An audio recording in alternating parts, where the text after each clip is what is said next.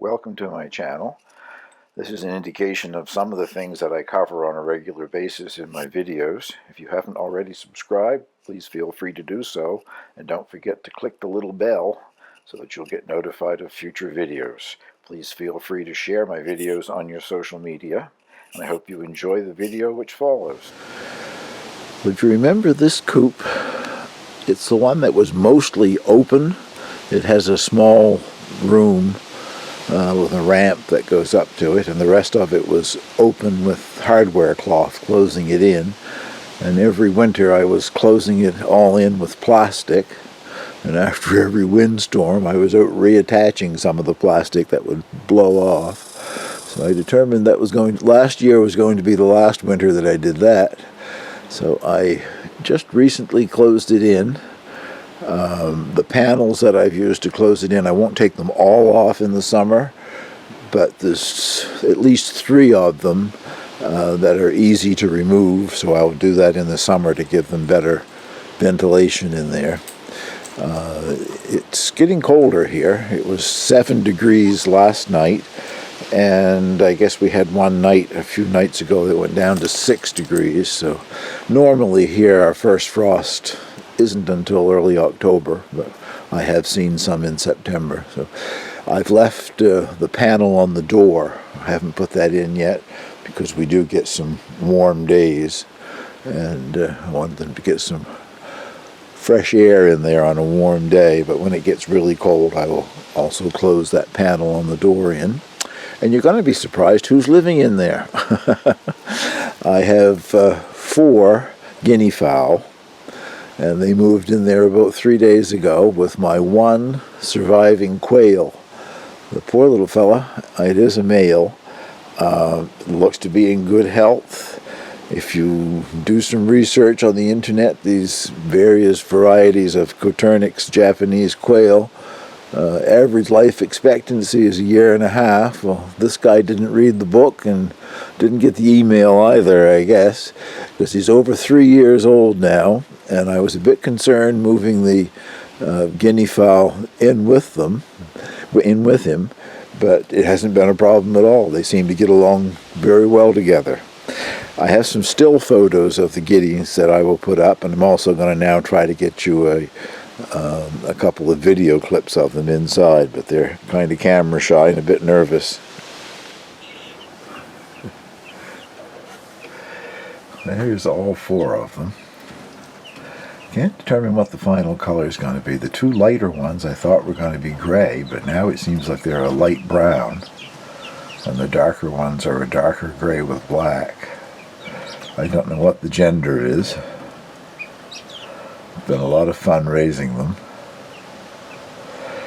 I had a lot of difficulty. If you saw my earlier video, I hatched out 2. There's a little quail from eggs that a man gave me, and they didn't live a couple of weeks, I guess. I blamed it on me using medicated chick starter because I read online that you're not supposed to use medicated chick starter with them. Well, the people that I bought these from raised theirs on medicated chick starter, so that wasn't it. I don't know what the problem was. They just stopped eating.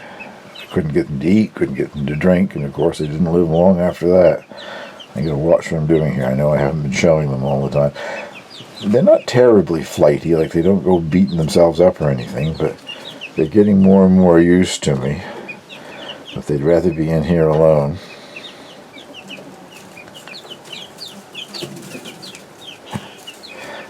I do have a brooder lamp set up, and the first night, and you'll see a picture, the first night that I had them, they did sleep under that.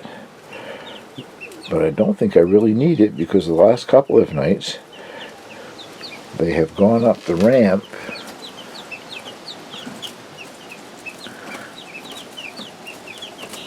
and they're sleeping up above in this enclosed area. That's the ramp. So they're not really using the heat lamp, and I don't want them to to get spoiled used to it, because I don't want to have to keep it on all winter for them. I don't think that's healthy. They're better off at the ambient temperature. Those are my 4 guinea fowls. So pleased to have them, and they seem to be very healthy and enjoying life. One little quail sitting off by himself.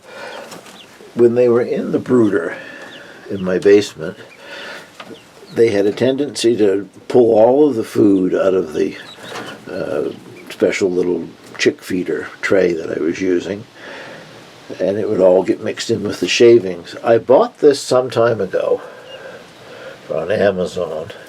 Paid a lot more for it than it's worth. However, it does stop that.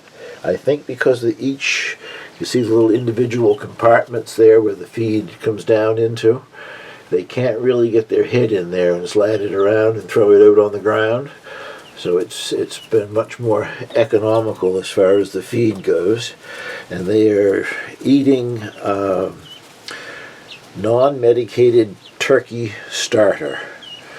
And I'm going to go later this week, and hopefully the feed store will still have turkey grower. Higher protein than layer pellets or layer mash, whatever that you feed chickens. And I guess, according to what I've read, they need the higher protein while they're growing anyway.